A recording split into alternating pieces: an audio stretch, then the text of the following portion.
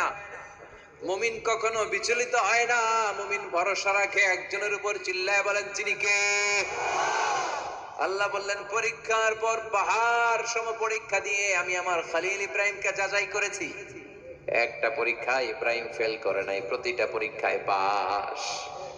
এগুলো বলে বলে বিষ্ণু নবীর আল্লাহ সান্ত্বনা দিচ্ছেন, নবী ওরা আপনারে গালি দেয় জাদুকর বলে, ওরা আপনারে গালি দেয় গণক বলে, ওরা আপনারে কবি বলে গালি দেয়, ওরা আপনারে পাগল বলে গালি দেয়, একটার পর একটা পরীক্ষায় আপনি জর্জরিত হচ্ছেন। নবী, আপনার পিতা ইব্রাহিম তার চেয়েও বেশি পরীক্ষায় পড়েছে। দুনিয়াতে আমরাও যারা পরীক্ষার শিখা, আমরাও সাইয়েদনা ইব্রাহিমের জীবনী থেকে শিক্ষা নেওয়ার দরকার আছে না নাই? গালি আসবে, মন্দ কথা আসবে, বিপদ আসবে, জেল জরিমানা আসবে, ঝুঁকি আসবে। এই ঝুঁকি আর রিস্কের মধ্য দিয়ে কালিমার দাওয়াতের প্রচারের কাজ করতে হবে। চিল্লায় এখন ঠিক কিনা?